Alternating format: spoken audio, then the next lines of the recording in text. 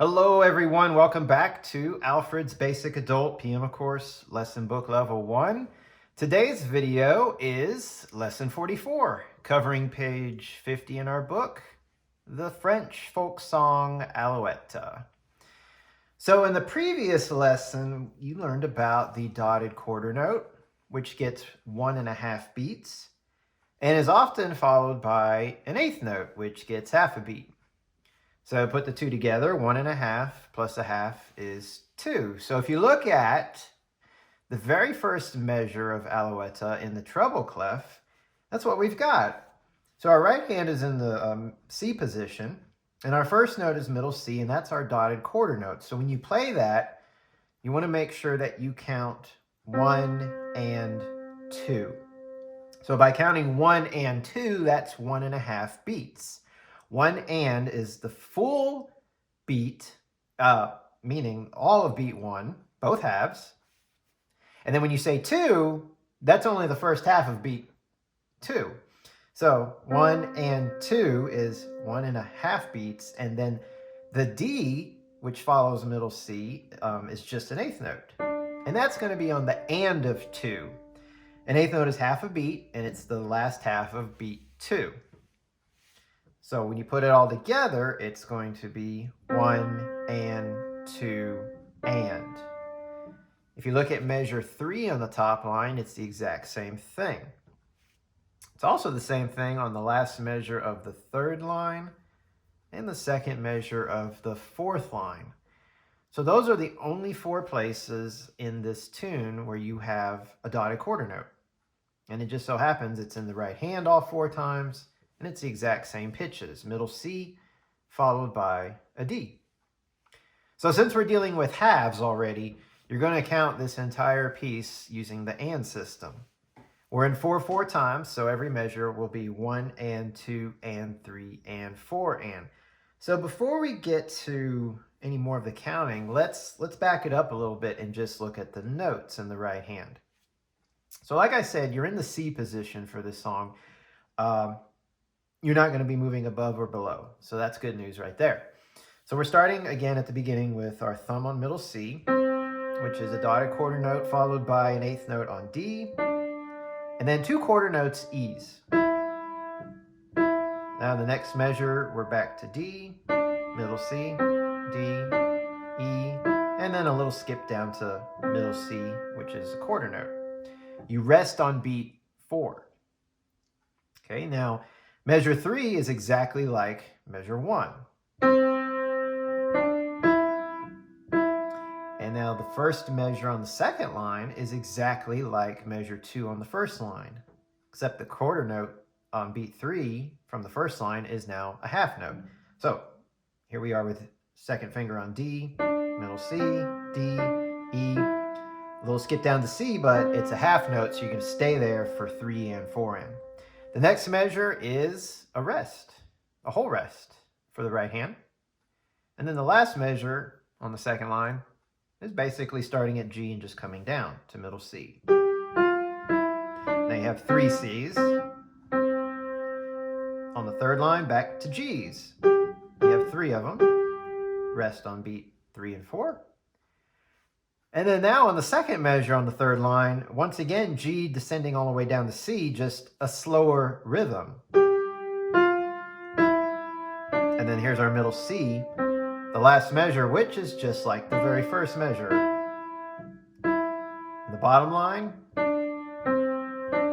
that should be familiar. That's exactly like measure 2 on the first line. The next measure, same thing as the third measure on the first line, and then our last measure. So there's a lot of repetition in here. So that's just going through the notes, so not too bad. Like I said, it just stays within the 5-finger position.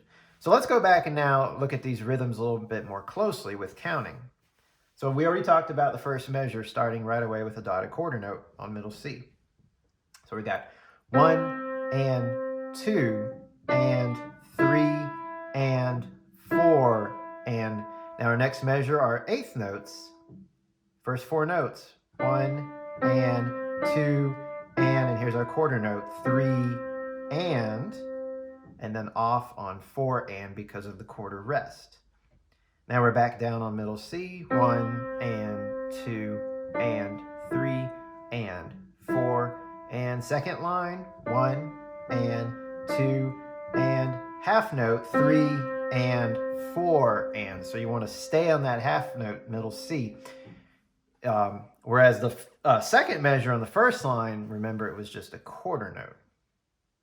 I'll explain why there's a difference when we get to the left hand in just a moment. So the next measure on the second line has the rest. And then the last measure, you've got 6/8 notes and a quarter note. So it's going to be 1 and 2 and 3 and 4 and there's our quarter note. Third line, 1 and 2 and. So you got 2/8 notes and a quarter note. 1 and 2 and. Off on 3 and 4 and. Now this next measure gets everyone. On the third line, second measure, everyone wants to go. I don't know why that is, but it's so tempting to play those as eighth notes. But they're quarter notes, so you got to take your time and count out the full beat. 1 and 2 and 3 and 4 and.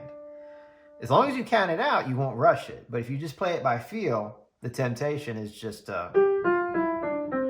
and I agree that's more fun to play, but at least for learning purposes, let's learn to, interpret and do what the music says.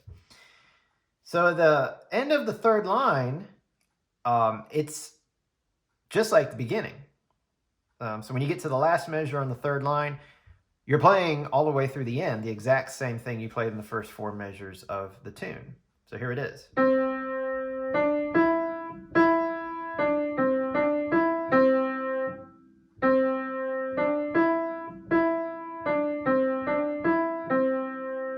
Good.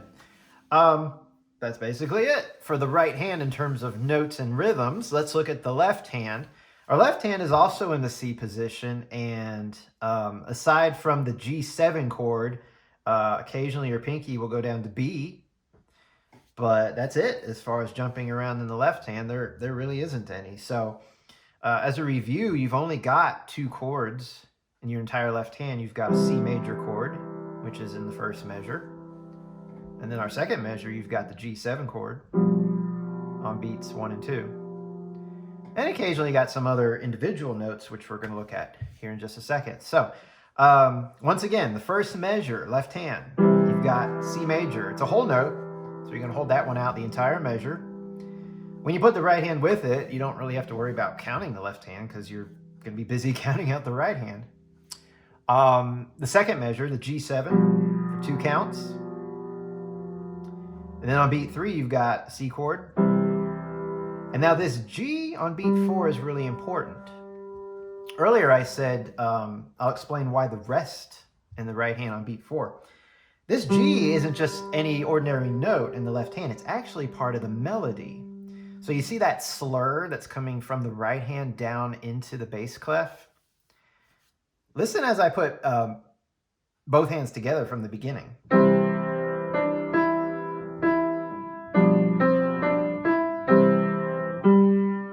Right there, that's actually a melody note. You hear it? So that's a really important note. So if we're trying to bring out our melody, you're actually going to want to bring out that note a little bit louder than the other notes in the left hand because it's a melody note, and melody is always supposed to be louder. So that's an important note right there, that G on beat 4. And that's why the rest in the right hand, because often, not always, but often, melody notes tend to be the highest note on the piano. Nothing's played above it. So since it's way down here in the bass now, we don't want to cover it up with something else in the right hand, in the treble clef. Now let's go on to measure 3 in the left hand. It's the C major chord for 4 beats again. Second line, G7 for 2, and back to the C chord for 2 more. The second measure on the second line is basically C ascending up to G. Notice you have 3 Gs there, 2 eighth notes and a quarter. In the next measure, the left hand rests. Now, the left hand also rests on the third line in beats 1 and 2. And then it picks up on beat 3 with those same 3 Gs again, same rhythm and all, 2 eighth notes and a quarter note.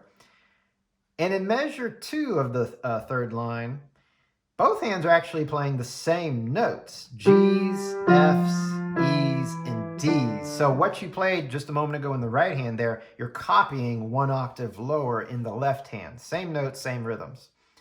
And then again, once you get to the last measure on the third line, it's exactly the same thing that you played in the beginning. So there's that G on beat 4, measure 1 of the bottom line.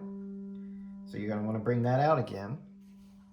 And then the last 2 measures, the C chord once again, the G7 and the C chord.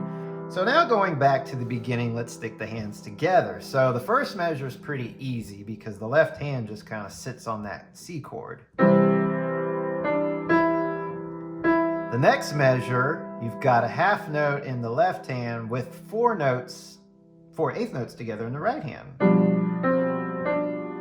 So that's 1 and 2 and then both hands on beat 3. C chord left hand, middle C on the right hand. And then here it is, that G melody note, so make sure you're off in the right hand so we can hear that. Then both hands together. Second line, very similar, except here on beats 3 and 4 and, you'll just hold that half note out. You don't have the rest or that other melody note. Now the next 2 measures on the second line, it's sort of this like call and response. The left hand is calling here, and the right hand is answering. It's the same rhythm in both measures, 1 and 2 and 3 and 4 and 1 and 2 and 3 and 4 and. So you can see the idea that they're playing with here. The left hand is ascending and the right hand is descending. And then when you get to the first measure on the third line, it's another little call and response. Same notes, same pitches, same rhythms. And they're both G's in both hands. 1 and 2 and 3 and 4 and. Now be very observant of the rest. You don't want to go 1 and 2 and 3 and 4 and. The left hand needs its moment to shine, so you got to lift up in the right hand. And then as I said earlier in the next measure, both hands are playing the same thing together. Just don't rush that rhythm. And then lastly, it's just like the beginning again.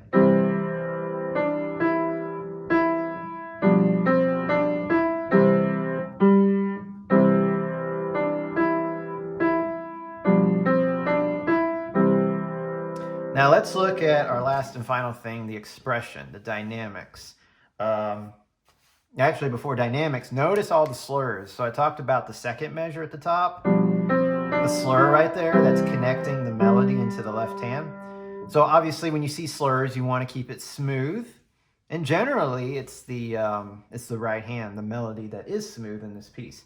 Now, when you get to the second measure and third measure of the second line, they're not marked with a slur, these ideas.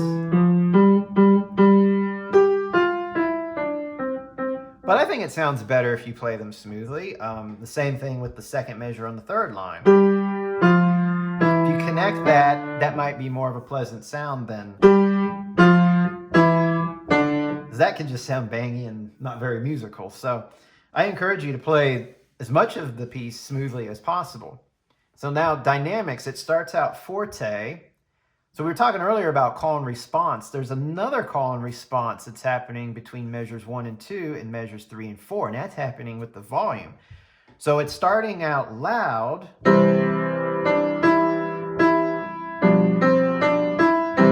then the response here is very quiet.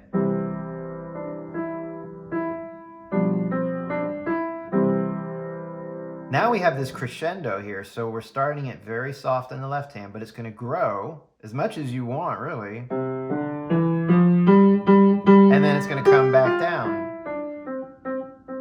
So this is nice. As the notes ascend in the left hand, you're going to crescendo. So it usually makes sense most of the time in music. Notes go up, volume goes up. In the right hand, it's the opposite. Notes are going down, so volume's going down. So the crescendo and diminuendo really make sense here, where the notes are headed. So definitely take advantage of that. Notice at the end of that second line, though, the right hand really got quiet. But when you go into the third line, it's suddenly loud again. Stay loud. And even here, still loud. And then all of a sudden, we're soft.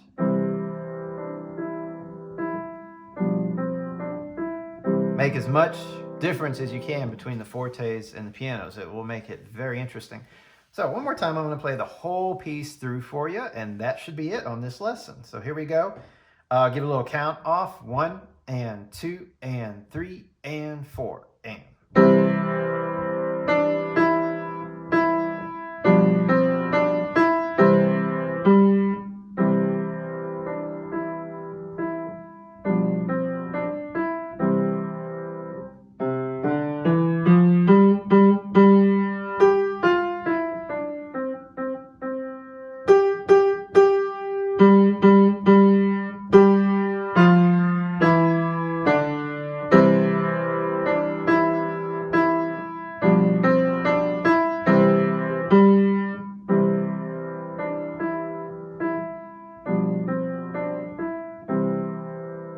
All right, and that'll do it for this lesson. I wish you all the best as you practice Alouette, and I look forward to seeing you all in the next lesson.